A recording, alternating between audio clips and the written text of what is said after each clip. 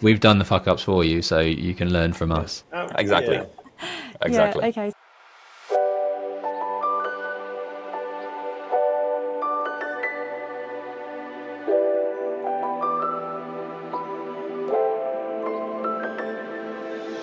Welcome to the ZEN Properties podcast, a podcast about building long-term wealth and cash-flowing businesses through real estate. Dive into interviews with industry legends, content packed with actionable tips and relaxed banter. We are Mac and Maggie Daring. Please enjoy the show.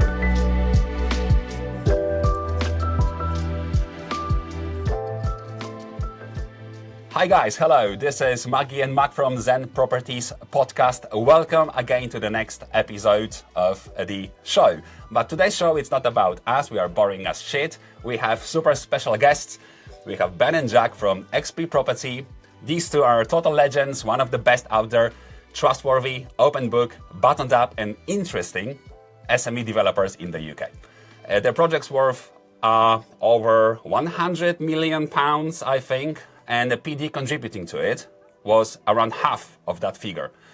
Ben and Jack saved our asses more than once now through their legendary one-to-one consultancy, and both Maggie and I are eternally grateful for their insight and tremendous value shared for free with the community through the XP Property podcast. So yeah, guys, thank you very much for the value that you share with everyone, for being here, for being so inspiring and amazing, and creating new generations of the developers, your competition. How are you guys doing, Jack? Yeah, all good. What an intro. Thanks very much for the warm intro. I love following your guys' channel and the odd swear words you slip in, Mac. I never swear. I don't like people that swear too much, you know. Ben, how are you doing?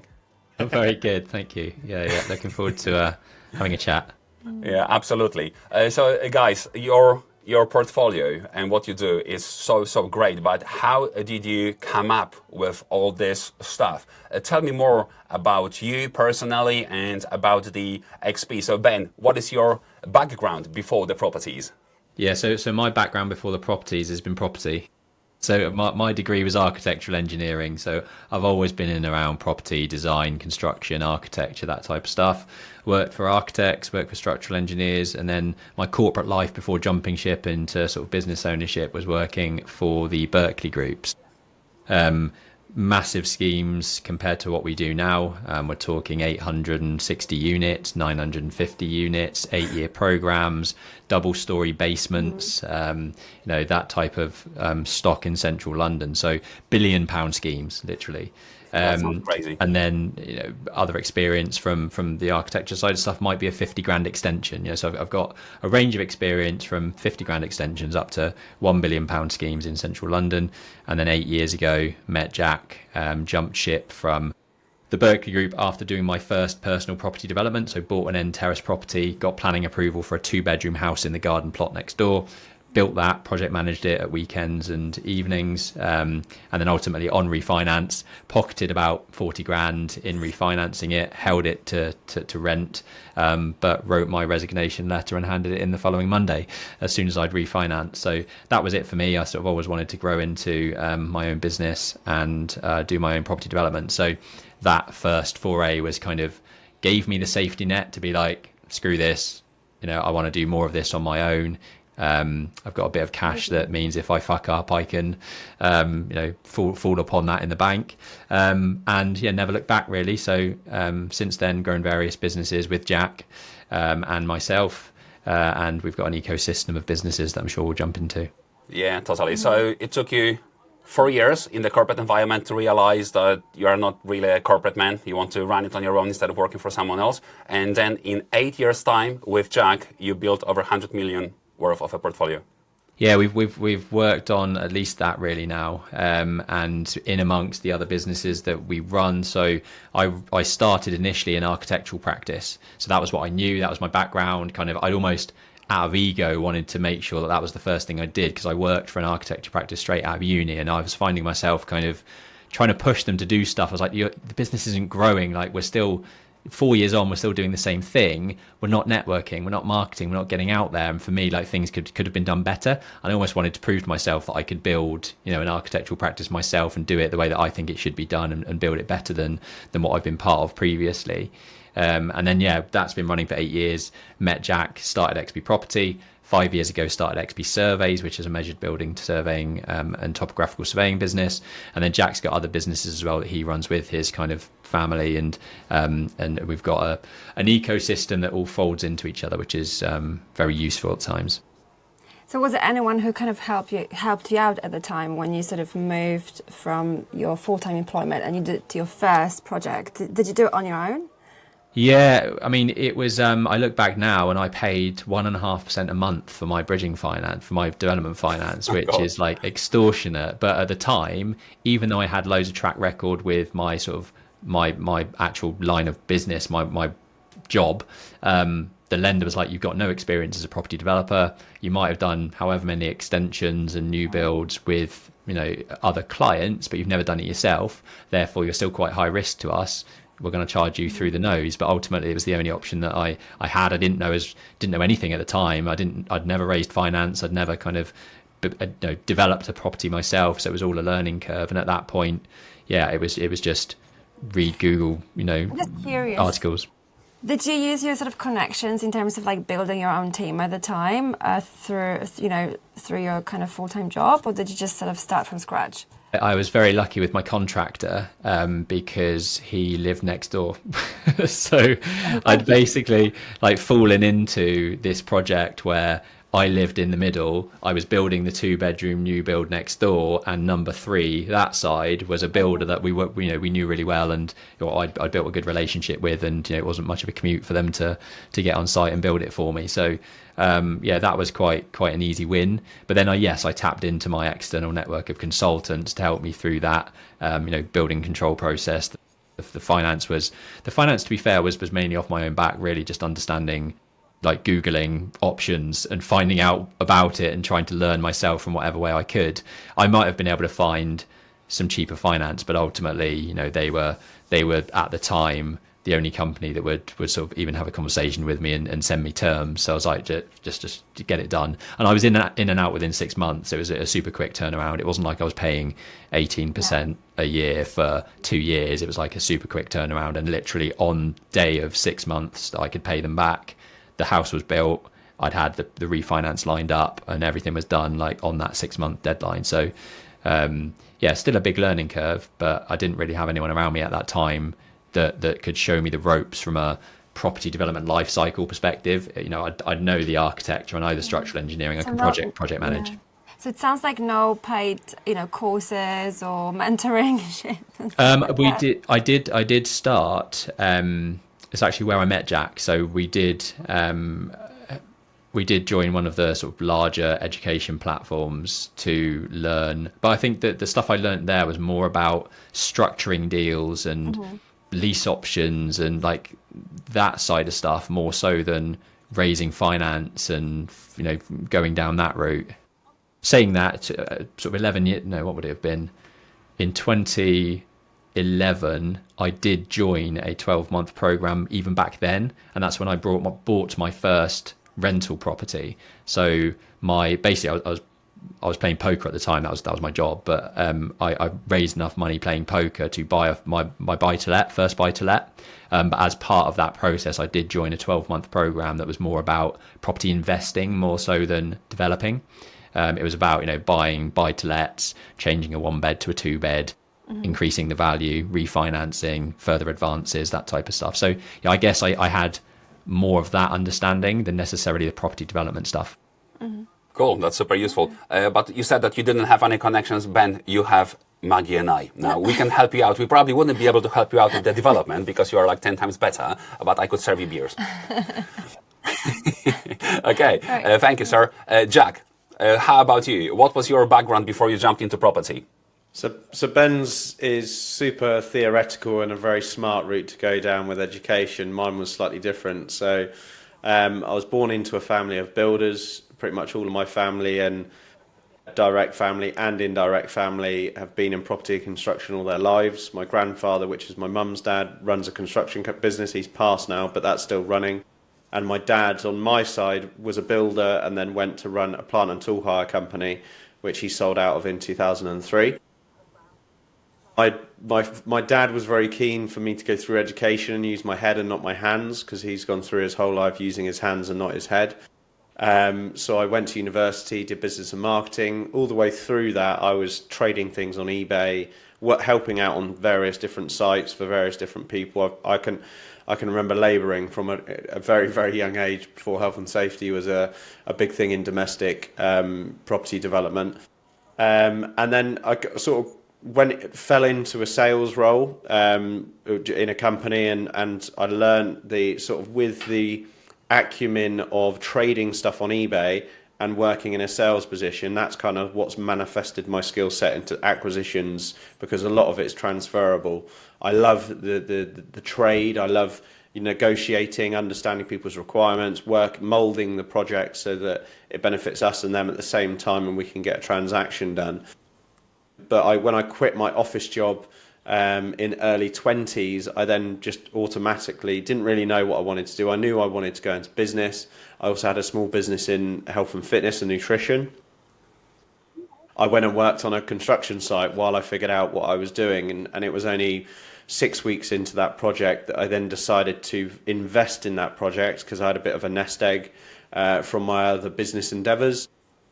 I literally, from that project onwards, it was basically me and a family friend who was sort of 55 at the time, we'd buy a bungalow, renovate it, extend it, loft conversion, rear extension, landscape, and sell it. So we were flipping houses, but doing everything on site. The only subcontractors we'd bring in on every project were plumbing and electrics. We often would bring in other trades if we need to speed things up. So I was on the tools, learning everything. So yeah, first project I was hod carrying with a business degree, so probably the most qualified hod carrier in the UK at that point.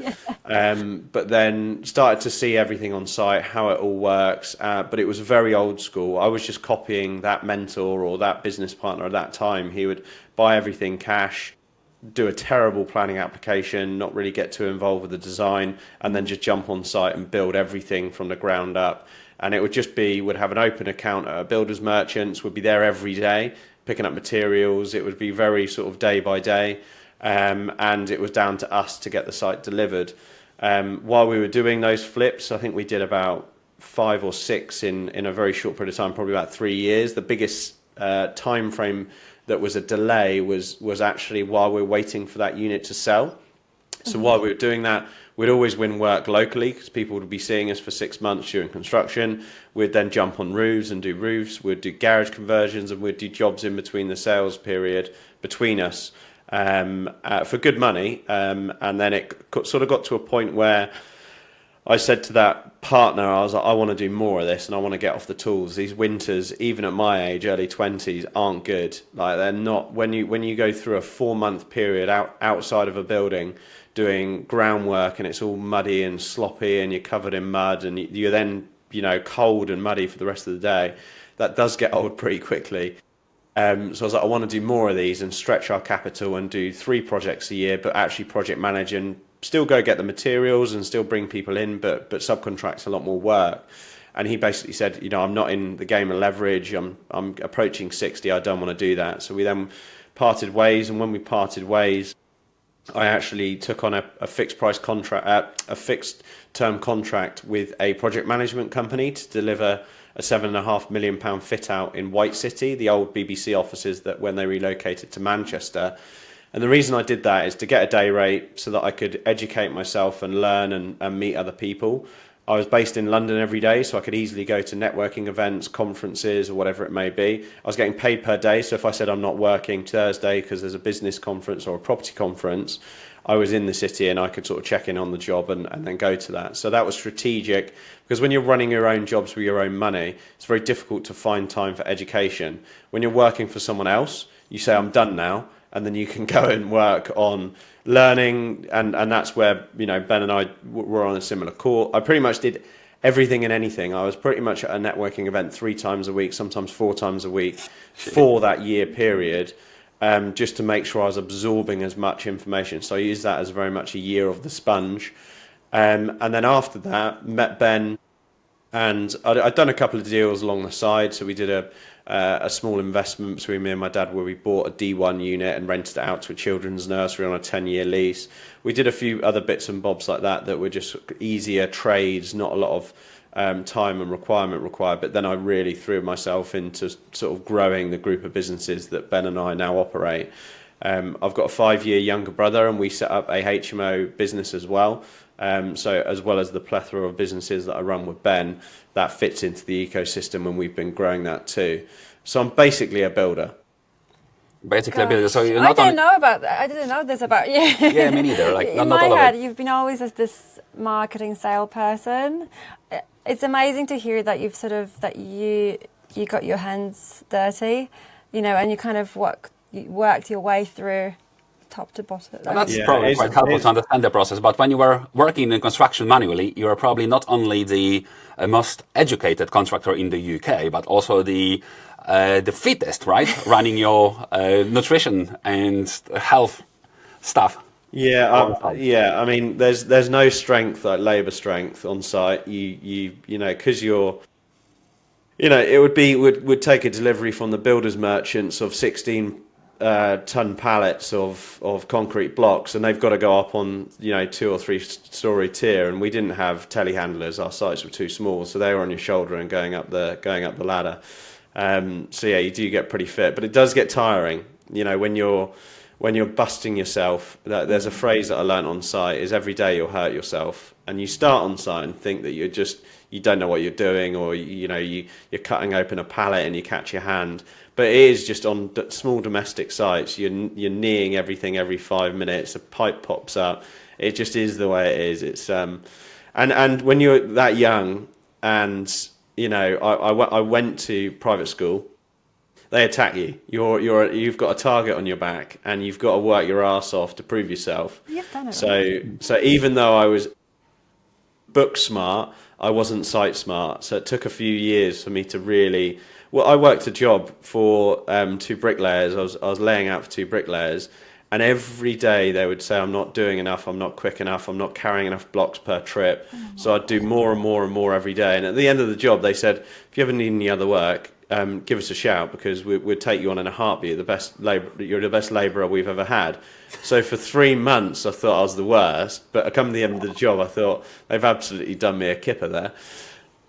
Oh my Sounds God. harsh, I've been there, doesn't done it? that as well. I was working in construction. My dad comes from the construction background. My brother and my dad, they are both polytechnic construction, running their own construction companies. I was doing it when I was in high school, every single you were fucking holiday. 17. Yeah. But I wanted to buy better speakers, buy a better drum machine and stuff like this. Yeah, so I had But to. kind I of had the to same work. attitude on the building side, right? Yeah, I was a pussy, too soft, and was taken advantage of very often.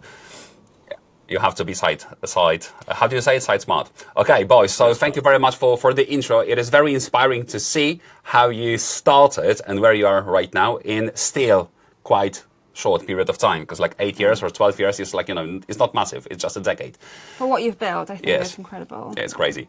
Okay, so let's jump into the topic. Today we wanted to discuss with you, because you are probably the best people in the industry in the UK to talk about this topic, taking Ranjan aside, about the PD. What is a PD? People, they say PD left and right, but not many people understand what the PD really is. So let's just have a quick introduction into what a PD is. Would you like Sure. to shed some light on it? Yeah, so PD is permitted development. So it's a set of regulations and rules that the government have introduced that ultimately kind of streamline the planning permission process. So as long they're very prescriptive. So if you, from an office conversion perspective, if you fit certain criteria, then the council have no reason to refuse it. But can they refuse it? Well, it depends. I mean, yes, there are some ways in which they might be able to worm out of things, but it shouldn't. It should be relatively clear cut. If you do hit the criteria that they expect you to hit, then it is a 56-day process that is way more streamlined than a full planning application, where for a 2-house scheme last year, I think I uploaded 26 documents to the planning portal for just 2 units. Even 5 years ago, you might only have 5 or 6 drawings and reports that you submit for that application, whereas nowadays it's absolutely ridiculous how many submissions and assessments that you need to do for a new for a full planning application. So permitted development, or it's probably worthwhile saying there is a prior approval process. So the types of PD that we undertake undergo a prior approval process, and it's effectively saying, as long as we hit these criteria, you should approve this application. Do you have to go through prior approval, or is it the best practice to go through prior approval before submitting the PD application? It is that. It's the same. So it's, people call it PD, but ultimately the permitted development process is actually a prior approval notification. So it's the same thing. You're talking about exactly the same thing. It's just more sort of technical sort of way of saying it. Yeah, so it's basically saying we know within all the restrictions we can go ahead and do the PD, and we can just go ahead and do it. Here's the paperwork. There you go. In theory, it should be just a formality. The council should accept it, and you go ahead and do it. Yeah, subject to hitting those criteria. It should be that easy, but it never is. And we've had to push appeal outcomes to councils to say, if you want to reject it on this, here's an appeal that has been upheld, saying why you shouldn't reject it on these grounds. And ultimately that kind of puts the shit up them a little bit, and they're like, oh, okay, yeah, we don't want to go to appeal. It's worthwhile pointing out, obviously PD is quite a broad phrase, so you can get permitted development to extend your own personal home, to do a loft conversion, to do various works, even put a porch on the front of your property. I think the main discussion today is around converting existing commercial, typically office buildings, into residential flats. And the main purpose that the government instigated this strategy is because they're finding that the country is pro-build or pro-getting units to the market to solve the housing crisis, but the locality of districts and parishes were getting in the way and being the bottleneck for probably what is quite a good planning framework, but it's just not getting through. So the national policy of permitted development is to try and enable the free market, us private SME developers, to take advantage of this strategy to bypass the NIMBYism and bottleneck that's being created, and having that 56-day rule. And as a result, they're targeting 2 things. 1, more private housing onto the market, whether that's rental or sales. And 2, using buildings that might not be fit for purpose and suit better to be converted into residential. So that's kind of like the more macro perspective on it. Yeah, amazing. The angle today that we would like to discuss more is not just office to residential. It's like more practical, like office to residential, yes, but also like mixed use to residential, mixed use to HMO, office to HMO. How do you do this, like full stuff? It doesn't have to be like purely residential, right? So the key to, the first main permitted development prior approval process that most people will know about in this space is known as Class MA.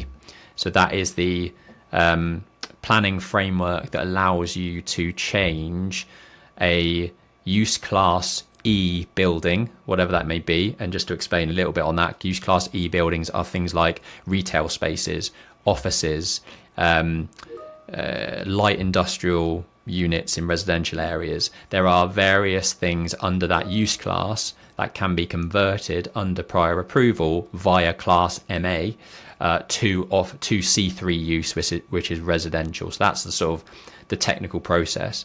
That's the one that most people will know about. That's the one that most people will be using. There's one other that people use quite regularly for high street retail properties, and that's Class G. And under Class G, you are allowed to convert the upper levels of a retail space into maximum 2 units in C3 residential use. So that's why you'll see a lot. What if I have the entire shop and upper for myself? What if I don't want to keep the commercial elements in the ground floor and I want to convert the entire lot? Can I do that? No. Well, you could potentially use Class MA to convert the ground floor. So Class G is effectively just upper levels, and it has to be upper floors that are currently associated with the ground floor retail. So it can't be a separate upper level to the ground floor. The ground floor will have to have a set of stairs or access to those upper levels, and it be associated with it. There was chat about turning that maximum 2 to a maximum of 4, but I don't think that ever came into play with the previous government. But there are ways in which you can potentially be quite clever with that. So if you've got like a double width retail unit on the ground floor and you subdivided that unit first to then get effectively 2 lots of the ground floor with the uppers, you could then convert those 2 separate entities 2 times 2 upstairs, having 4 units, as opposed to just having 2. So there's a few games you can play to kind of try to sort of push the boundaries a little bit. But Class MA is the one that most people will know about. Class MA is effectively the office to residential commercial conversion that most people are looking for, and that's what we've done a hell of a lot of. Yeah, because that's probably the easiest, right? So this was our first project, and it worked with your help, of course, but it worked in the end. Now all finished, all tenanted. Cool. Yeah, so we know what the PD is. Now, what are the limitations of PD or the criteria for a successful PD? There are like so many checkboxes that you need to hit. What are those? Yeah. So Class MA, there's a few key things. One being daylight and sunlight. So effectively, as part of the conversion, there will need to be an appropriate amount of daylight and sunlight within the units to cater for the health and the amenity of the occupants. That can be quite challenging in deep floor plate type offices. So if you've got a really deep office block, to get light obviously deeper into that space, if you've only got a certain amount of section of window on the external fabric, then obviously that can be quite difficult. So that's something that you always have to get in line. Travel. So with Class MA, you'll have to submit a transport statement, a travel plan, to make sure that there's sufficient numbers of parking or cycle storage and things like that. Flood risk is something else that they will look at. And we're actually having this on a scheme, an office to resi conversion that we have under offer in Southwest London at the moment.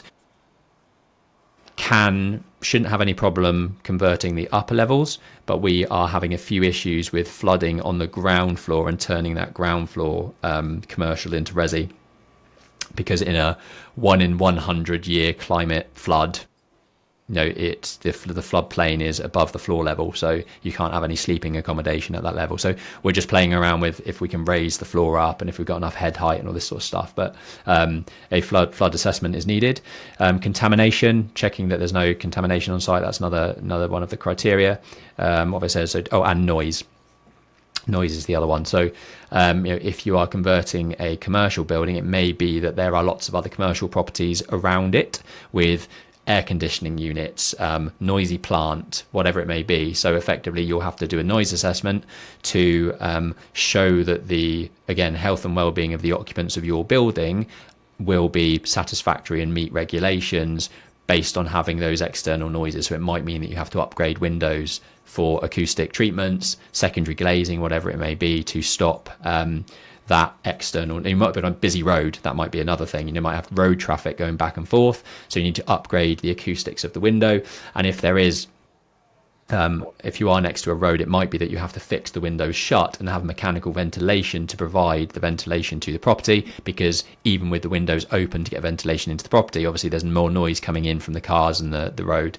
Therefore, you might have to fix them shut and create a mechanical ventilation strategy with your ventilation. So there's all sorts of still things. It's not as clear cut as saying I just want to change the use from Class E to residential. Here's my floor plans, give us the approval. You still do have to provide all of these external reports and make sure that those 6 things are the key things that you need to tick box to get the PD approval.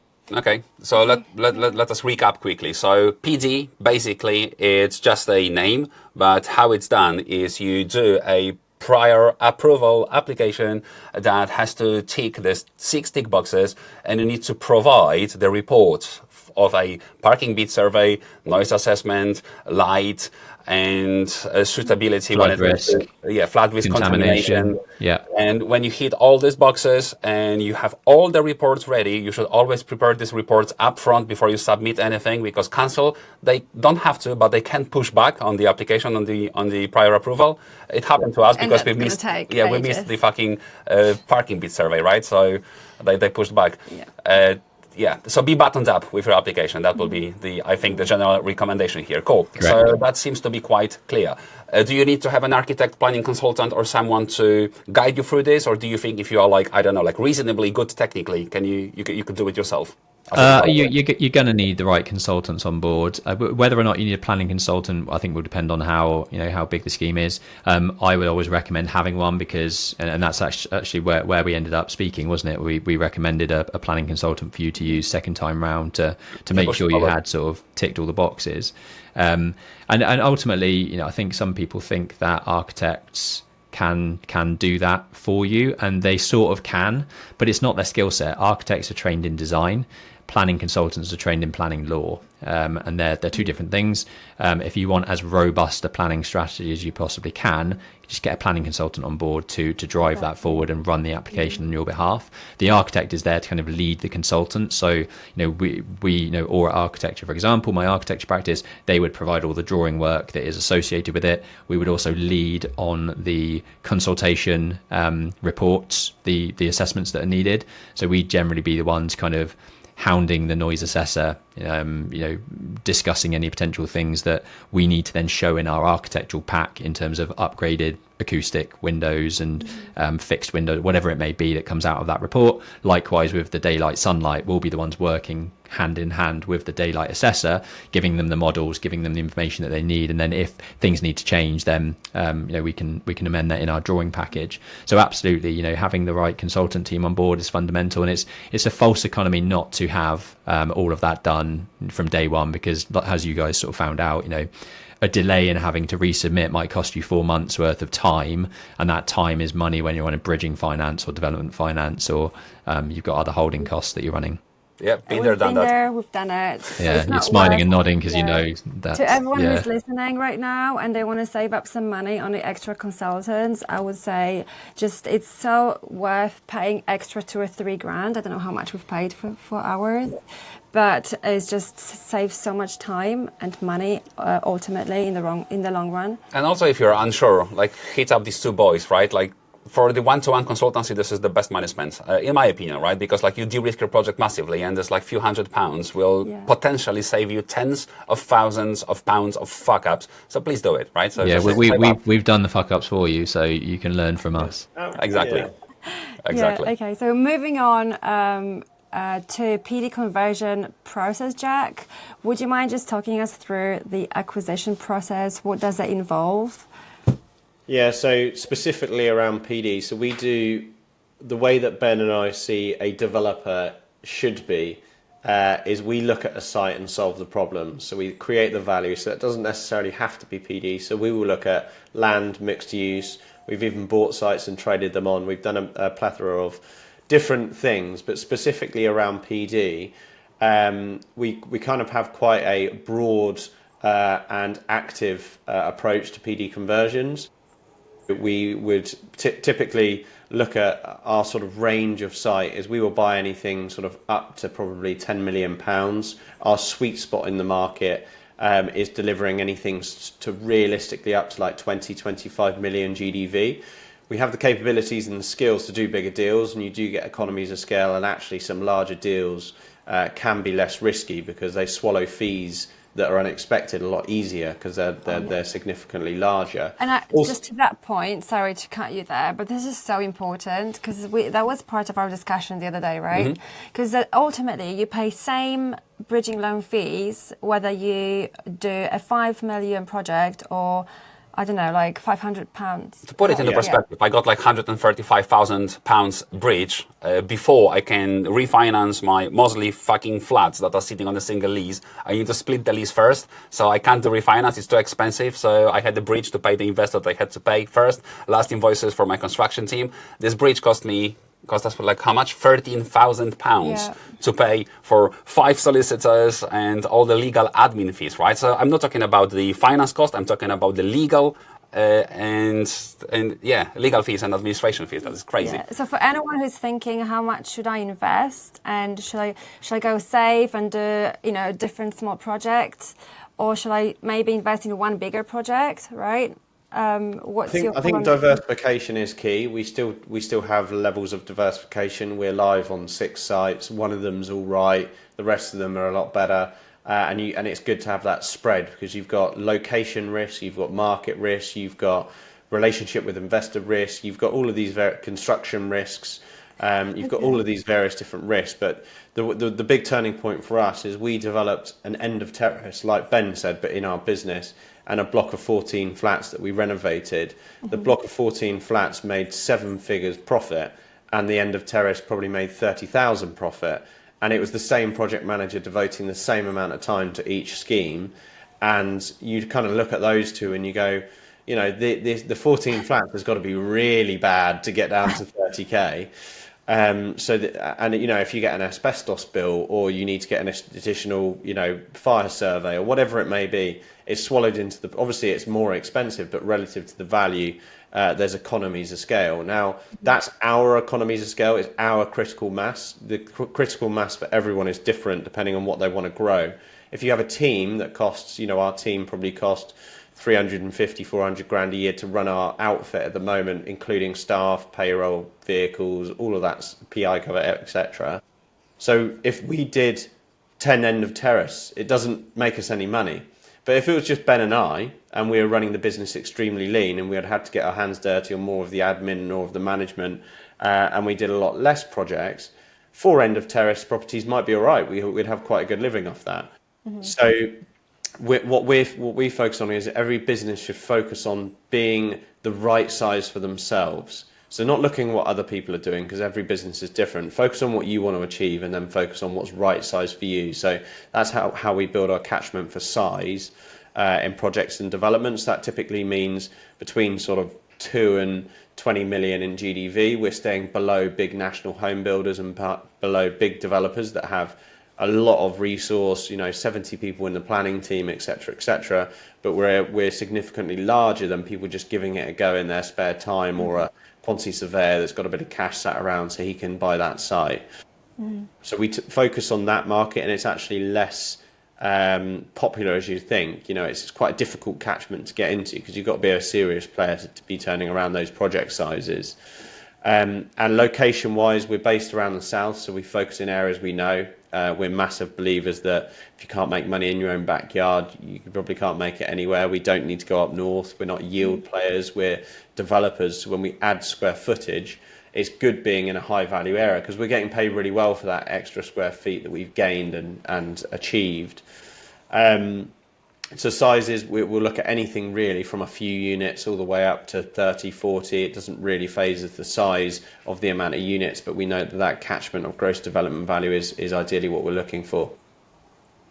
And that's absolutely smashing, isn't it? To be able to deliver that shit. Yeah. So what's the main sort of search approach that you use? How do you obtain your sort of...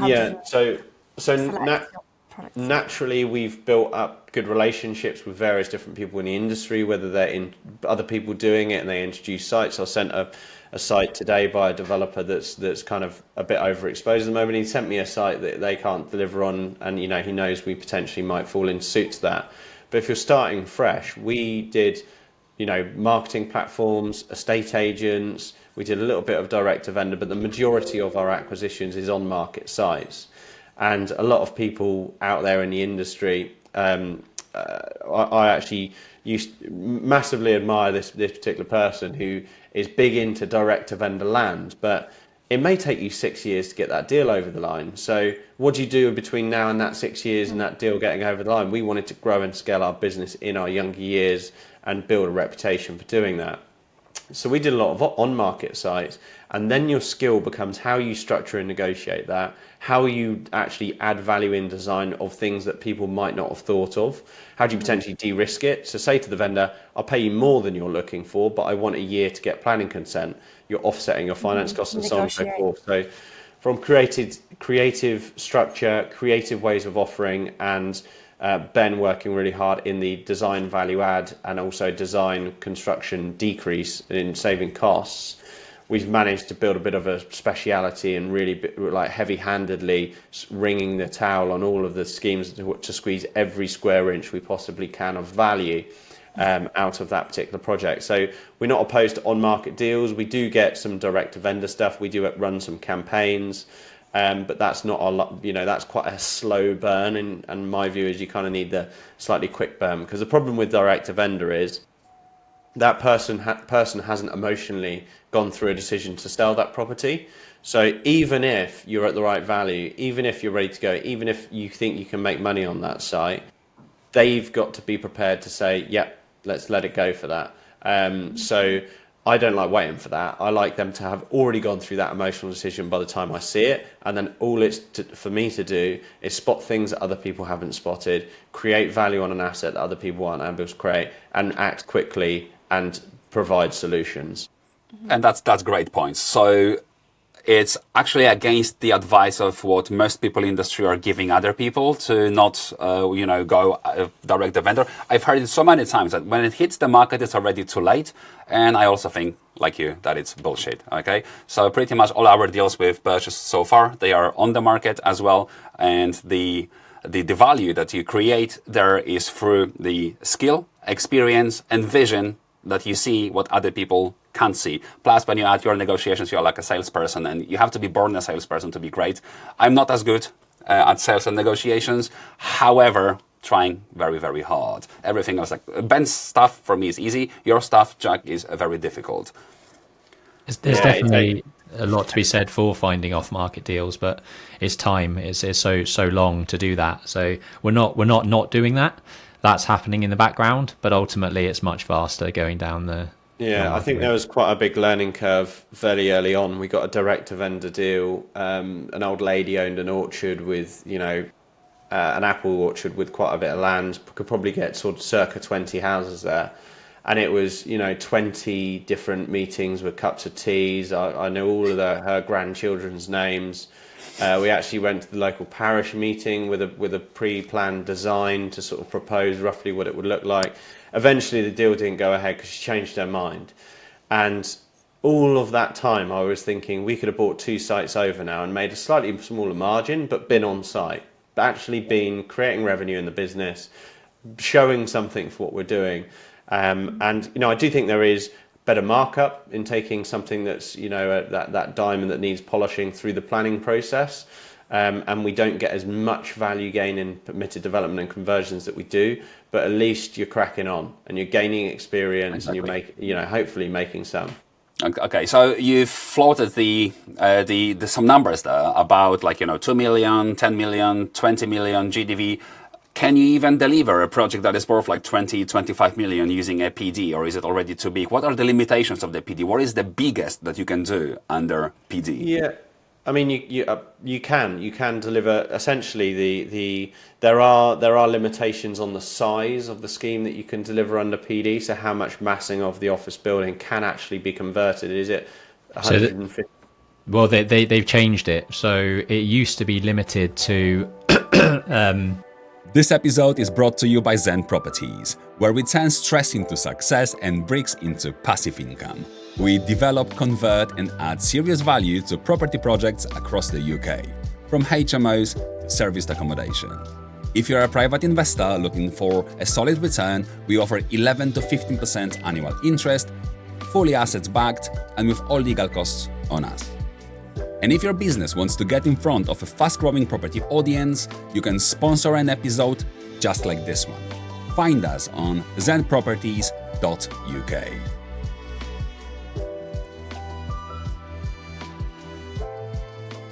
$1,500. Yeah, what was it previously? It was something like 15,000. Yeah, 15,000 square foot. 1,500 square meters, I think, used to be the limit in terms of maximum that could be converted under Class MA.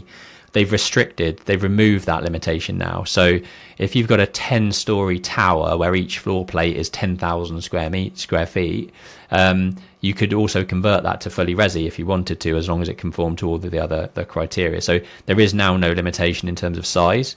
There also used to be a limitation on the property being vacant for 3 months, which obviously limited things, because you have to kick out tenants to then have it vacant for 3 months to then submit an application to change the use.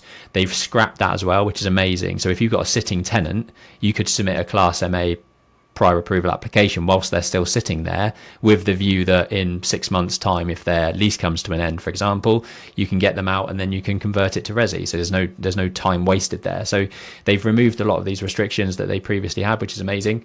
But in terms of size, now you can do as much as you want. That's great. That's great. So you said that the leaseholder, can you kick out a business when their lease is still active?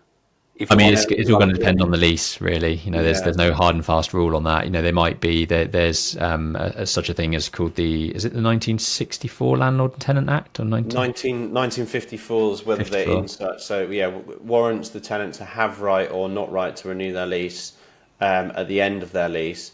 There is also terminology that you can remove tenants on the grounds of development anyway. So there are ways to go into an adjudication match and try and basically prove a point that because the building needs to be developed, you can get a tenant out inside the act, but that's not very easy. I mean, it's probably easier just to pay them away and say, we'll give you 6 months worth of rent for you to find a new place.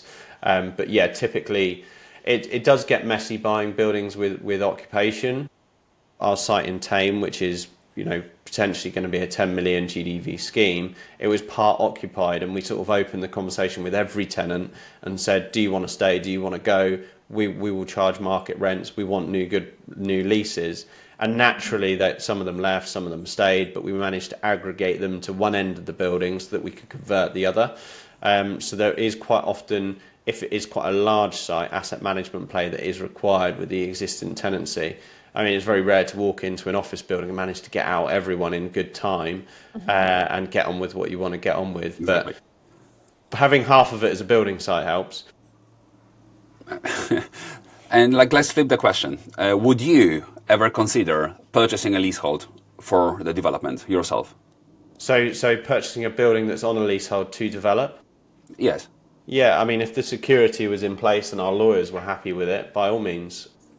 I actually know someone that bought an old 999-year lease on a bank. No, sorry, actually, I tell a lie. They bought a 125-year lease on a bank, which was the uppers, and they converted 2 floors above to resi and sold them on 122-year leases and did perfectly fine out of it. So I think every deal, it's not ideal because you've got to deal with the head lease and the freeholder and all of that nonsense. Yeah, but that's such a headache, right? From our experience, what was it like for you guys? I mean, you've got your own team to handle that, so that's different, I guess. You've got someone, we've got a really good legals lady in our team, which does. There's probably a lot of things we do that if we were actually doing the doing, we probably wouldn't do it. It is like herding cats when you have other leaseholders in play. So one of the first deals that Jack and I did was a basement undercroft that was sort of semi-used as a car park, semi-used as a dumping ground. It was below a block of 6 flats in which I bought my first property. So I owned one of the 6 above. It was a flat, converted that from a 1-bed to a 2-bed.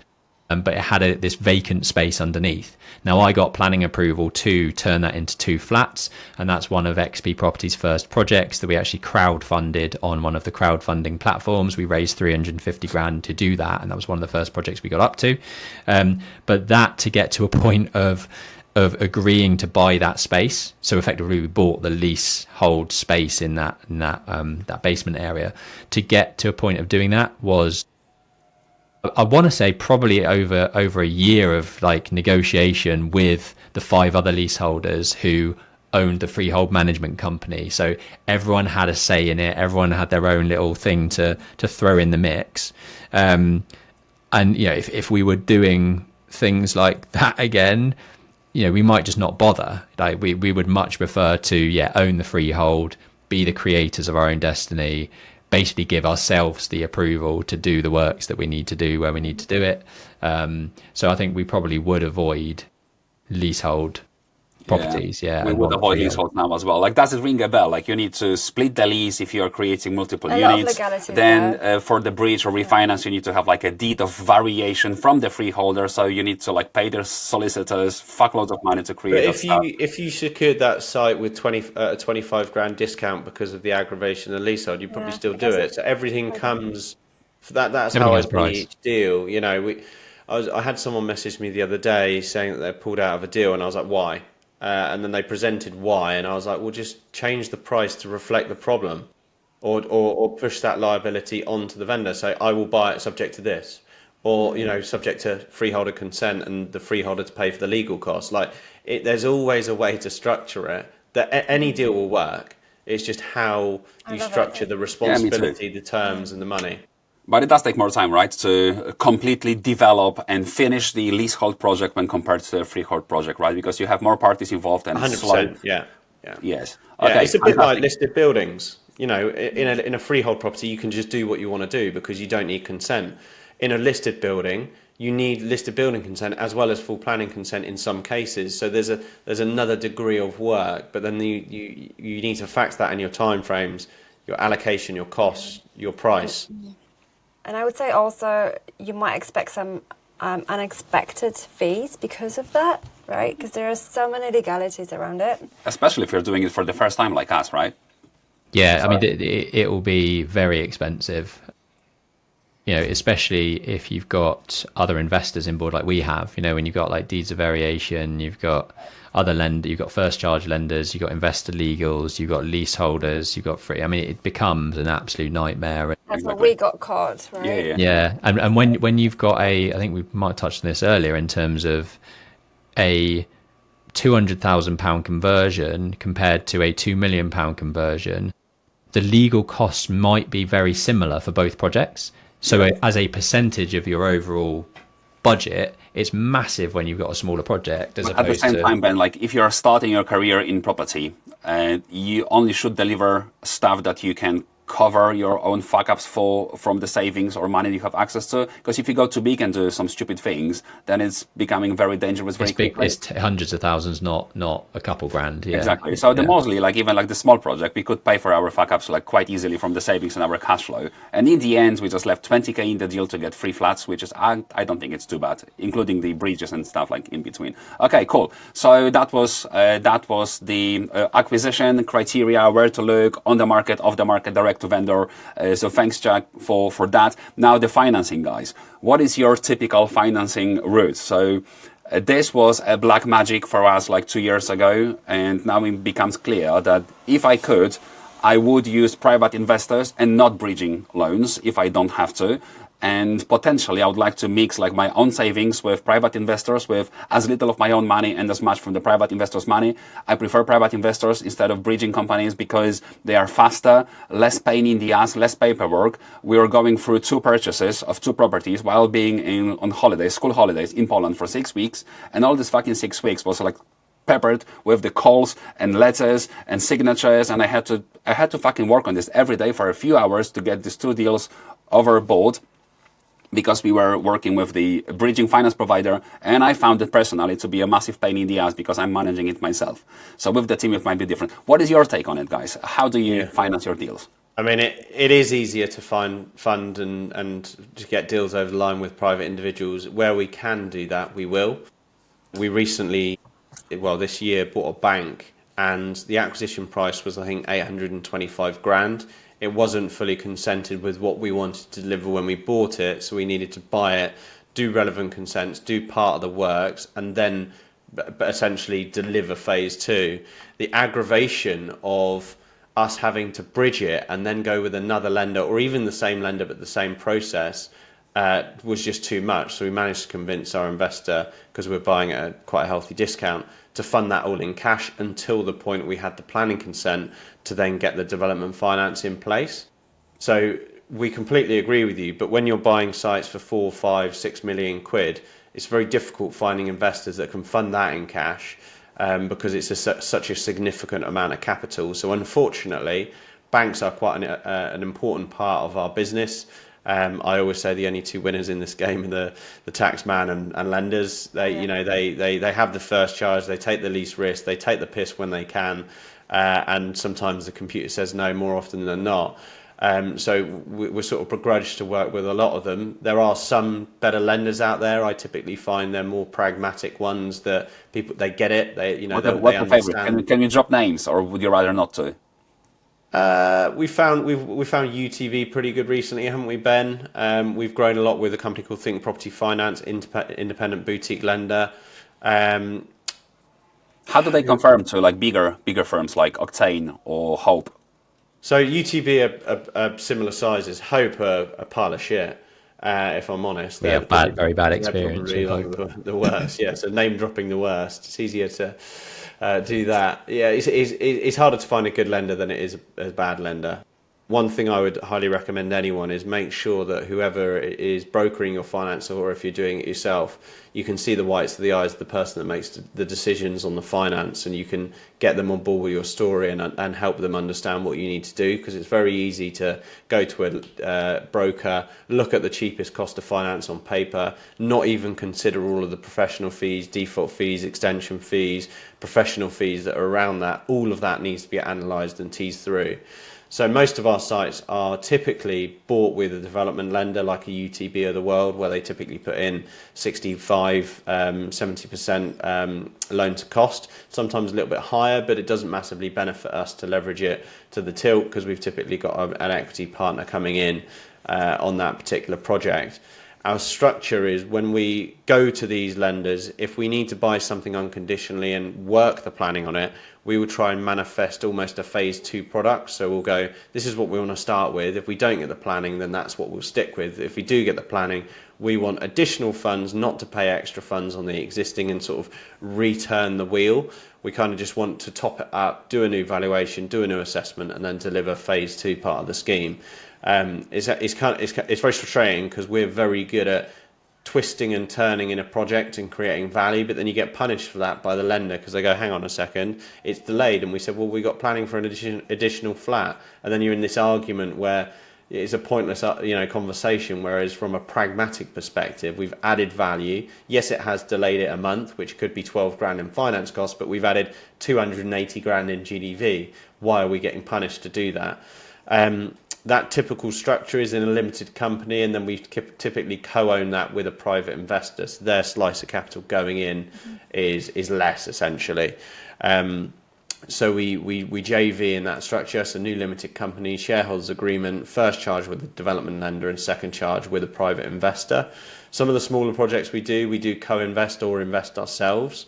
But obviously the lumpier sums that we need, sort of 1, 2, 3 million quid on the sites we do now, we wish we had liquid, but we don't.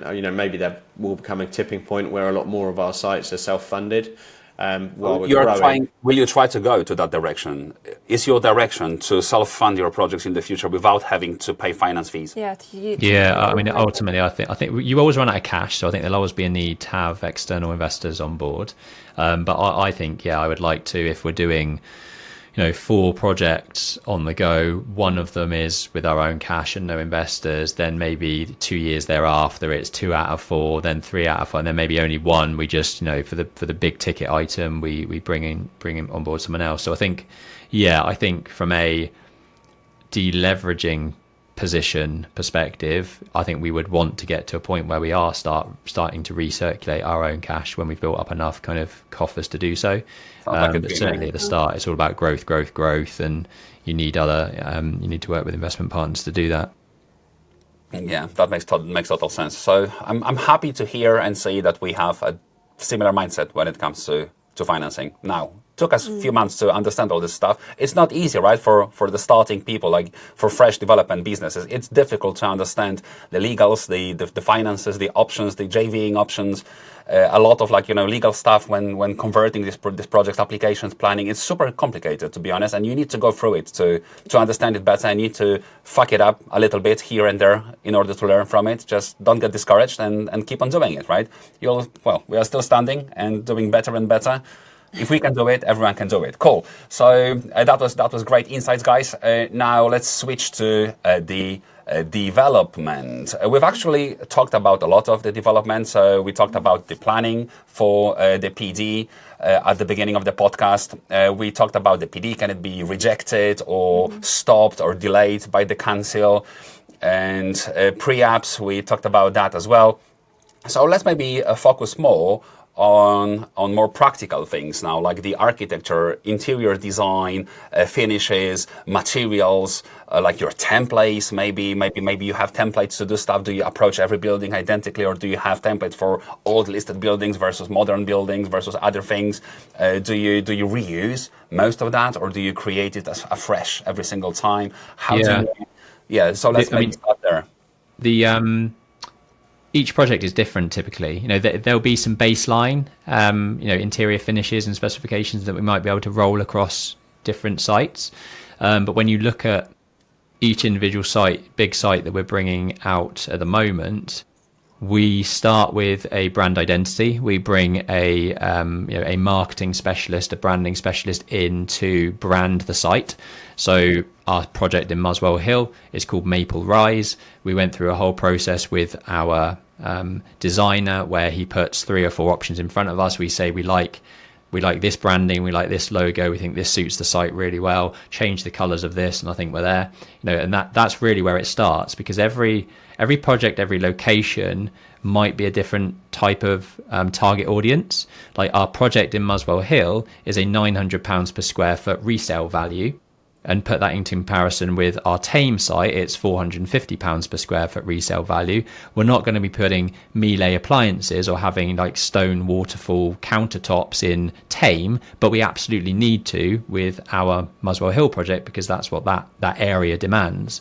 So every project will be different. You sort of start from the beginning and give it an identity, and figure out what your demographics are of the sales market that you're entering into, because there's no point in creating loads of 3-bed family flats in a location where it's first time buyers that are buying. You want 1-bed starter homes, some studios in there. Your development mix of 1, 2, 3 bedroom flats needs to suit the demographic of what you're trying to sell to. And that early stage engagement from a sales agent, early days engagement from your like branding specialist and your interior designer and that whole sort of front end sales team is super important to understand actually what you're selling. Because as an architectural practice, we can go away and develop whatever development mix you want, but we need to know what that scope is, and we need to know who is going to be living or buying those flats at the end of it. And that's definitely something that's missing from a lot of first time developers. They'll just think that I need to get as many units, as many 1-bed units into this scheme as possible, when actually the market demands 2 beds. People want young couples. It's a young couples type market, first time buyer, second time mover type demographic. They want a second bedroom to work from home because they work from home a lot nowadays. That 2-bed will sell far better and at a higher price, not necessarily a higher pound per square foot price, but will sell faster. We'll get more viewings, get more offers. So understanding that development mix from day one is super important, even before you've looked at what the actual finishes are. Be realistic with assuming how much time it's going to take you to sell or rent out the units that you're creating, I would say. Because like a practical example, the small shitty Mosley office that we've done, right? So the first exit strategy, it was the HMO to 6-bedroom HMO with 6 en suites. I'm so glad that we had 300 objections from the neighbors and we have decided not to do it. I'm glad, because it took us 2 months to find 3 tenants for 1-bedroom flats. It was pain in the ass, because the area, it's beautiful, it's amazing, it's posh, it's great, it looks, feels good, but the demand is not there, right? So there are not too many flats there. If flats are in the area, they're like 3-bedroom flats, big ones. It's a village, right? It's a village, so right? Modern village. 20 minutes drive from Northampton town. 50 minutes to Kettering. Like 15 minutes to Kettering, in the middle of nowhere. We thought it's going to be a lovely and attractive location to someone with the car. Well, the reality is we wouldn't be able to let... looking for a quiet place to live. You wouldn't. That's the market research, right? That definitely needs to go into the front. I think it is hugely overlooked. That initial piece, people almost think like the sales starts once you've finished and you've got something to sell. The reality is that the sales start, at the very start of the project. You need to understand what you're building first to bring what's right for the market in that area. And it's very easy to assume, we'll be fine. Yeah, but hang on. But when you're really tiny and You're not talking about me, right? You kind of, you're trying to find a deal at the very, very beginning, because I feel like it's so easy to talk to guys who've been through years of experience. But for someone who's starting out, and I remember you were like so keen to just buy something, like I want to buy it now, I don't want to wait, right? That was your sort of. At the same time, and I'm like, hang on, let's just wait. Maybe something better is going to come across. And you're like, no. If that was you, like you would be like doing it for months and months and looking for a deal. Like, I want to buy it now, so we're going to go ahead. So analysis paralysis, that's how I call it. And so I guess it's then there's a question: do your research, but also like be maybe a bit more selective. Would you say, or is it better just to get it like more and more done in a short period of time? I think when you're green and new to things, one really important thing is to have the right people advising you if you are making a big cock up and a glaring cock up. But two things I would say is like de-risk the hell out of the project. Stack it if you don't get the planning. Stack it if you don't get this. Stack it if you double your build cost. Stack it if you run all these particular scenarios to give you the confidence to go, that's worth the potential risk. And then second to that is, we've done deals that are absolute no-brainers, and we've done deals where it could have gone either way. And because we've de-risked it, that either way is not making a lot of money or making good money. So I would say stick to doing no-brainers, where you look at it and go, you can't really, I see people out there that are fresh buying the one-bed flats and converting them into two, and even if their build cost double, they still haven't lost a pound. And it's kind of like, they're the simple, straightforward projects where you start to build an understanding of managing a contractor, bringing people in, dealing with Thames Water, whatever it may be. Everything is experience. Thames Water, right? Your favorite water provider. Oh God, yeah, absolute nightmare.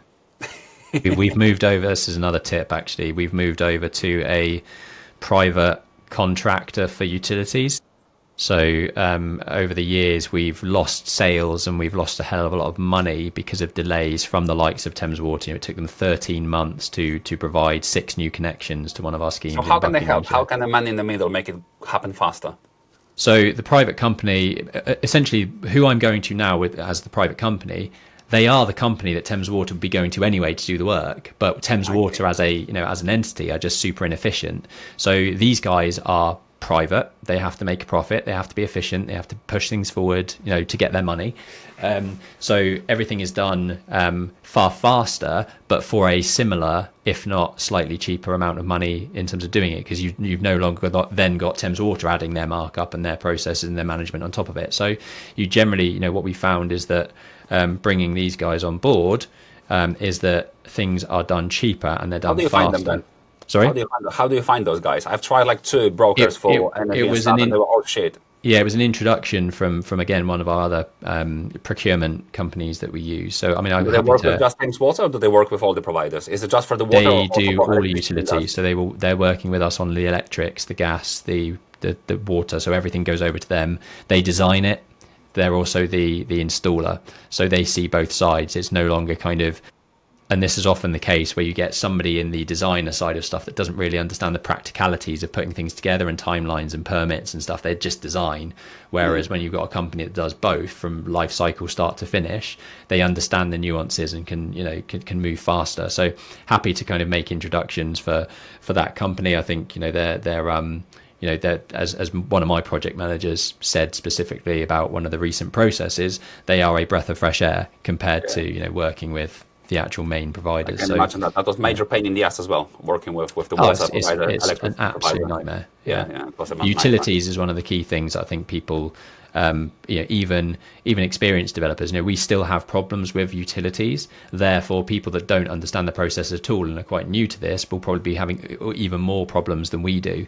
So that is definitely something that as soon as you purchase the only thing that you can control is to start the process faster, right? Yeah, get basically as soon as you purchase the property site, you should be looking straight away at utilities and what you need to do to bring in the right supplies and starting those processes.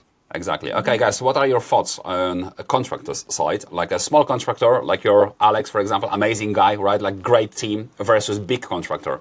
What do you prefer? I've got Like, yeah. imagine like 2 million GDV site or 1.5 million GDV site, something that Alex probably would still be able to deliver, right?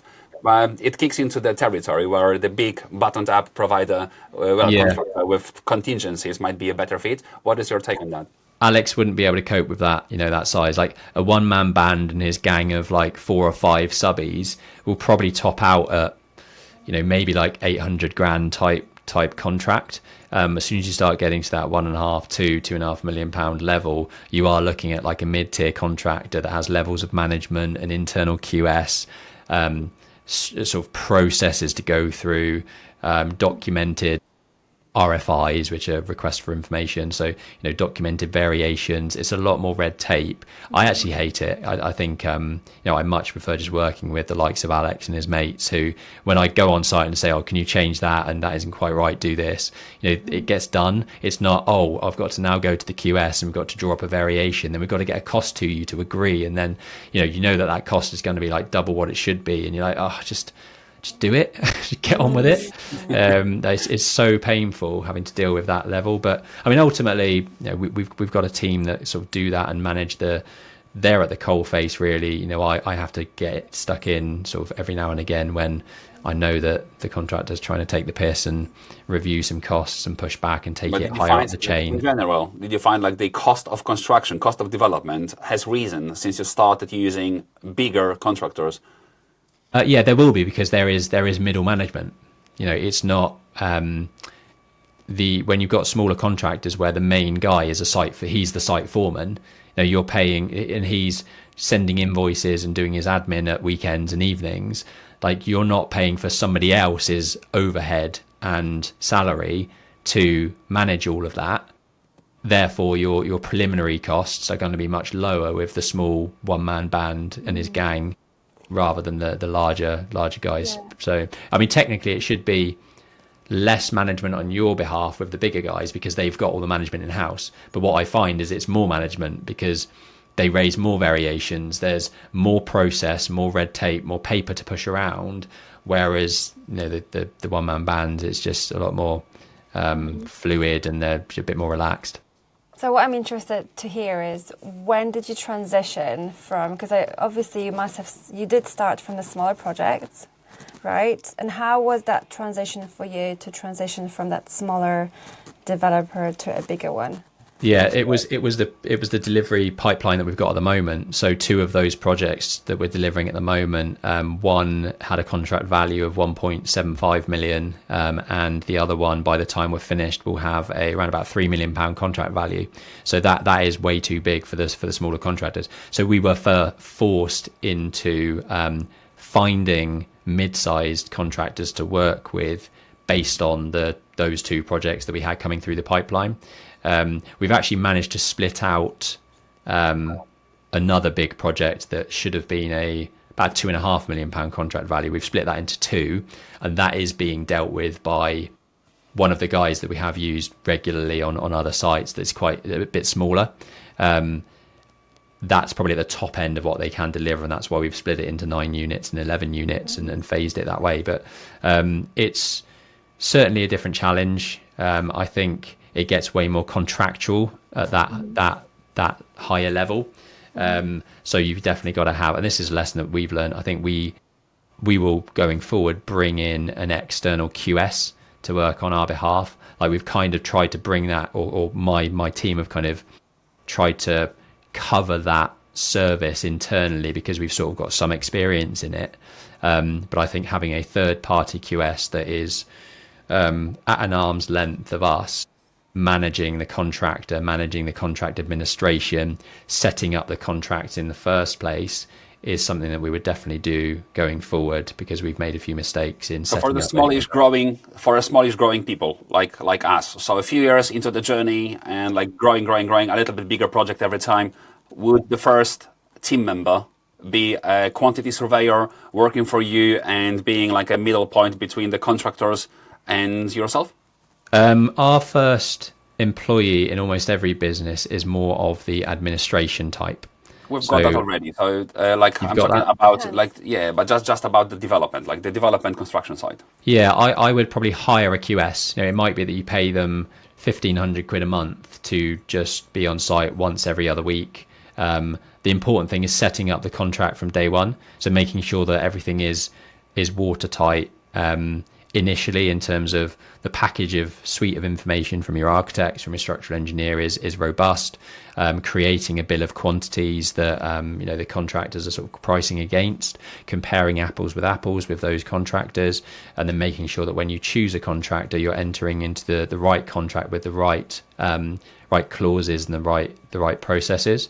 And then in reality, if it's a fixed price project, fixed price contract on the JCT, which is the sort of suite of contracts that most people use, the oversight of that contract, for £1,500 a month, you probably can have that surveyor, that QS, come in once every 2 weeks to just make sure that works are progressing as it should be, deal with any variations or requests for information and changes, and that's probably enough for a small developer to kind of have the help they need to deliver that. Yeah. Because currently we have an equivalent to Alex working on a 1.3 million GDV project. It's going great, progressing very fast, but we have extras that are kicking over the JCT contract by quite a substantial amounts. I find it natural. I was expecting it, but legally the JCT fixed price agreement should be held onto, right?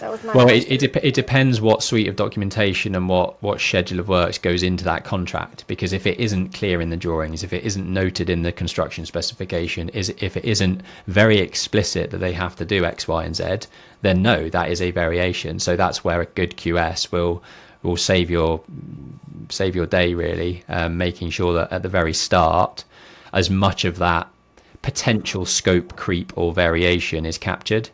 Yeah, it's always going to go. It's always going to go above. I mean, we don't know many projects where there aren't some form of variation. I think I read a stat that 75% of projects go above 9% above the contract value.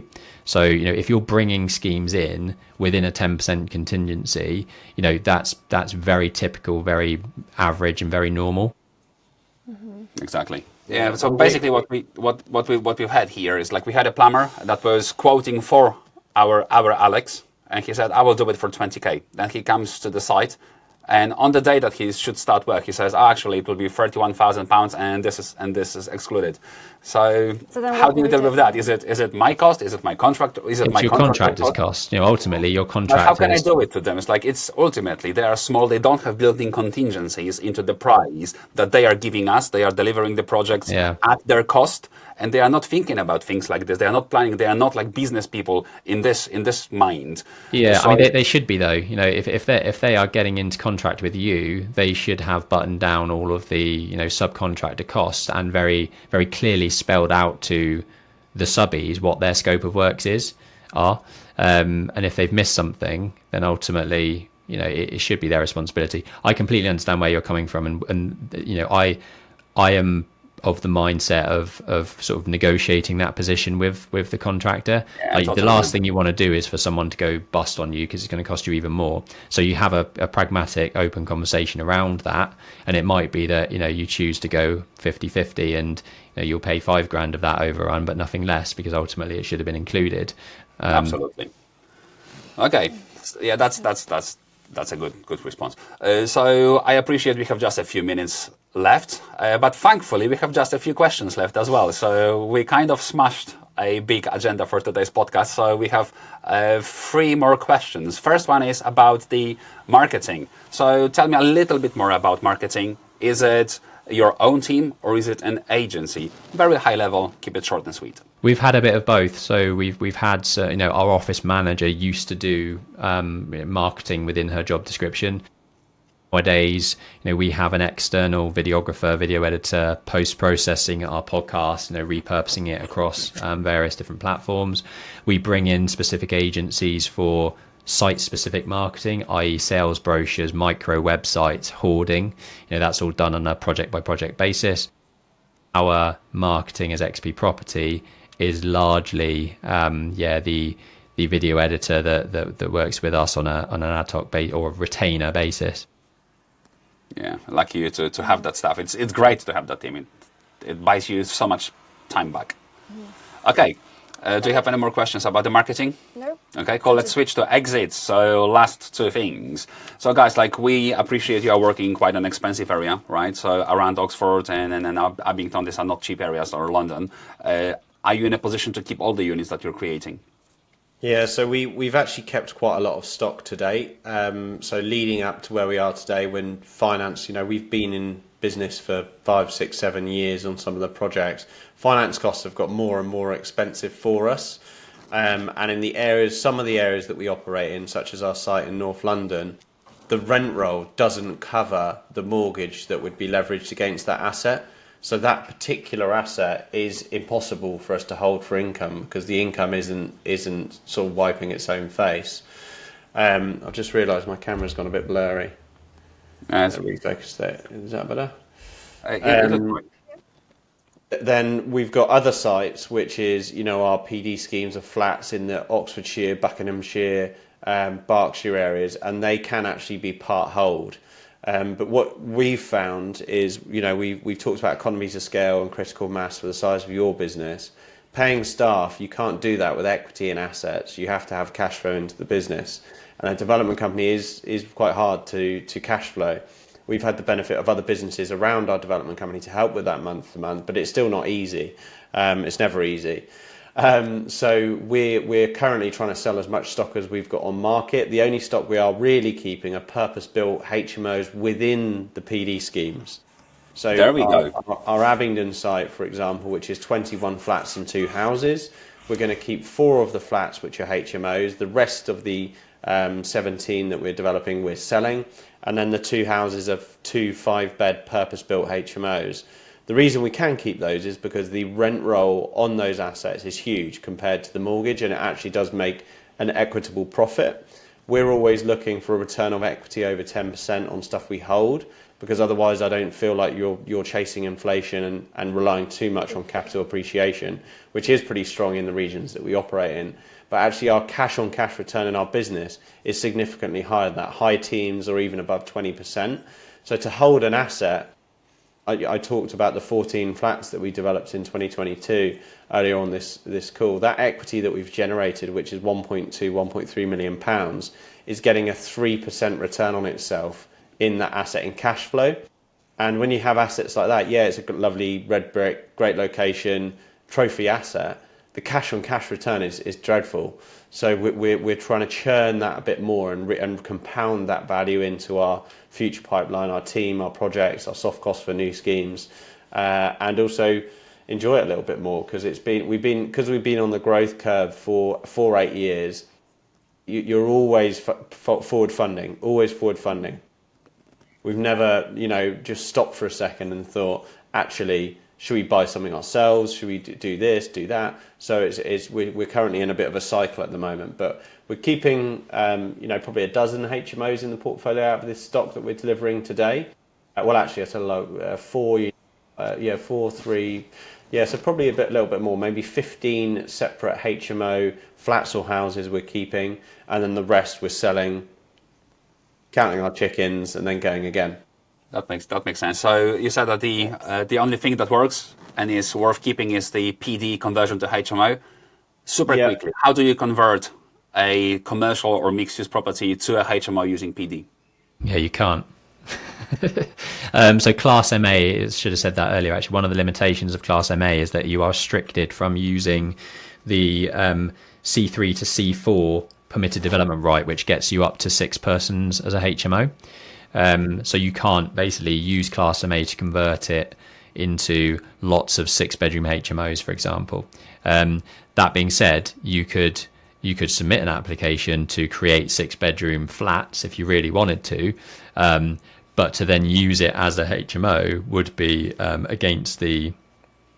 So what's the process? You convert first to C3 to residential under PD, and then you stack it in a way where you can use 6-bedroom HMOs. Less doesn't make too much sense. More, you start kicking into sui generis class. So first conversion to C3, and then You would then have to get a full planning application approved to use them as, 6-bedroom HMOs, for example, which may or may not get approved. So you are at a risk there if you design it that way. Even if you finish your PD conversion to residential, it's already residential, and maybe it doesn't have few stud walls. So you thought like a stage 1 residential conversion under PD. You've got your asset, you've got your shell, and then you know that it's very simple to add a bathroom, stud wall, whatever.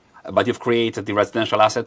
Isn't it like the case of just having an HMO license to operate that asset residential as 6-bedroom HMO, where you don't need to have full planning at this No, stage? because under the Class MA regulations, one of the caveats is that it cannot be used as HMO accommodation, cannot be used as C4 use. So you have to. So for the ones where we have kept and retained some HMOs on our sites, we've gone through the full planning application process. So let's look at the old Maltings. The 2 houses that we are converting into HMOs were full planning. The front extension, where we're converting what was a 1-bedroom flat in as part of the PD conversion, that got planning approval as a 5-bedroom HMO, and that was full planning approval. Yeah, you cannot use Class MA to then convert to HMOs. You would have to get full planning thereafter to use those units as. That's not to say they won't get approved. Like it's just the caveat under Class MA permitted development is that it can't be used as C3. Great stuff. So no matter the size, if it's a small HMO or a big HMO, if it's a HMO, you cannot use MA class conversion from a commercial or mixed use property to HMO. You have to go to residential, and you cannot use it as HMO. If you use HMO, it needs to be full planning.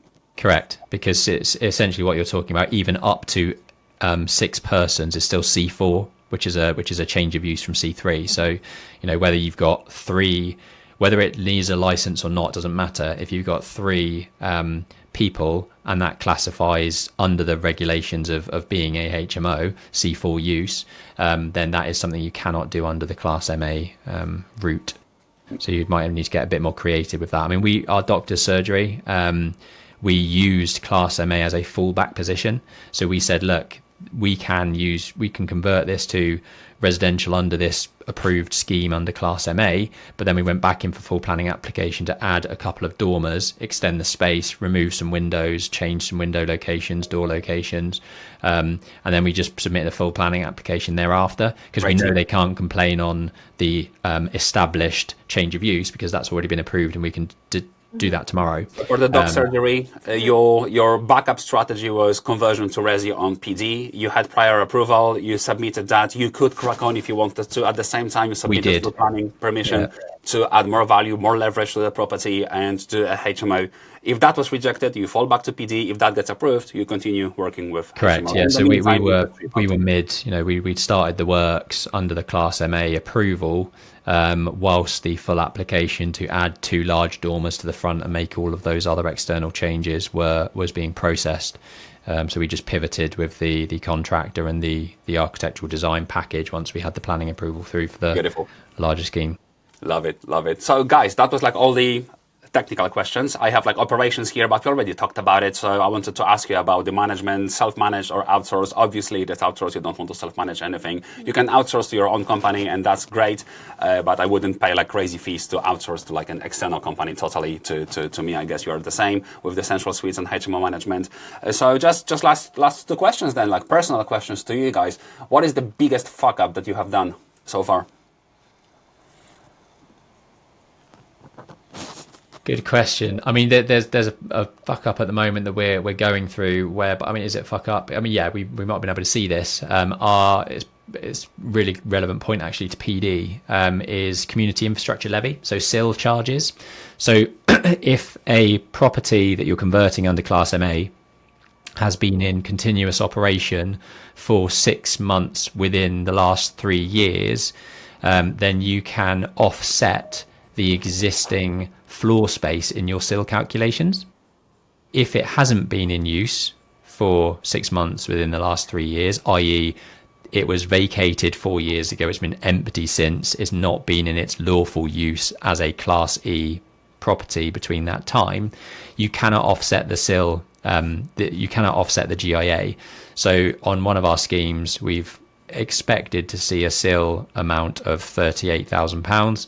the planning application came through for the 4 flats that we want to develop, and the SIL amount was 126 grand. So there's 80 grand of cost that we hadn't factored in. So we are now trying to gather evidence to prove that it was in use within, for 6 months within the last 3 years, which we think we probably can do. But if we can't find that evidence, then that is an 80 grand mistake that either we should have factored in from day one and maybe reduced the purchase price, or negotiated harder knowing that we were in that position. Or I think what actually happened is that we started negotiations before that 3-year period elapsed, and then things got dragged out, and I probably so you're telling me that you're like in your entire career of like 10 years plus and building 100 million plus, probably like way more across your businesses that you have, your biggest fuck up is £80,000, and that's potential. No, I mean probably not. That's the one that springs to mind because it's relevant and recent. But you have a quite high success rate, don't you? Yeah, I mean we do. We use various, like PD is one thing that we use, but we spoke about it with the doctor's surgery. That is often our like baseline. So we achieve the class MA, then we go in for enhanced levels of full planning. So we will add balconies, add terraces, add gardens, change roof lights, change windows. I mean, the old Maltings is a classic example. Our first application was for 16 units, and it had a GDV of about 3.4 million pounds under that scheme. Then we got planning approval for 2 houses in the car park. We got planning approval to convert the space internally where we had some car parking undercroft. So we took the undercroft, we got 3 flats in that space. We added mezzanine deck to the loft to add 7 bedrooms across the loft space. Our GDV, once we'd gone through all of the full planning processes, was £7.2 million. So we doubled the gross development on site by using a combination of Class MA plus full planning and mixing the two together to create fallback positions, add value, reduce SIL, reduce affordable housing contributions. Like that whole site has been a really good kind of strategic phased planning approach that's meant significant value uplift. That's absolutely impressive, like the planning game that you are playing. It's like a game of chess. Okay, so to finish on a positive note, guys, what is your biggest success in the business so far? You got anything? I think it's probably got to just be one of our deals, really. That the foundations of the St Helens Mill, or a deal like that we've generated significant value. I'd love to say that we've built we have built an awesome team and we've built an awesome group of businesses, but fundamentally they don't operate and stay there unless you have revenue coming in and have successful projects. So the easiest thing to pin that to is to a project, right? So we've got a few projects that have won awards. I think the Mill was probably our most successful scheme, even though it's producing a low return on equity, but that equity is profit. So, it wasn't ours before we started the project. But yes, first 7-figure deal profit that we did. So I'd have to say that. 7-figure deal profit, 7-figure profit. Yeah, just quick high level figures on that. We bought it for 1.5 million. We spent no more than 500 grand asset managing it. So we didn't do a huge amount of development work. We did a big loft extension, took a 2-bedroom flat and turned it into a 4-bed HMO. But the rest of it was kind of cosmetic upgrades, just moving tenants around, raising their rents from under rented at 600 quid a month to 1100 quid a month, which was the true market rate. Took the rental income from about 90 grand up to a 200 grand gross rental income, and it was valued after the works had been completed at 3.415 million. So it's basically sort of 1.4 million pounds worth of kind of uplift with an asset management play over a 2.5 year time frame. So yeah, that if we could do those every day of the week, that would be lovely. Yeah, this sounds like a proper banging deal. Okay, gentlemen, thank you very much for your time. We ran over a little bit. I hope you won't kill me on the 19th of November when we meet up. But yeah, we appreciate you donating your time again. We know that you're extremely busy. So thank you so much for being here and for your insight as always. It's great. Thank you. Thanks for having us. Thanks, guys.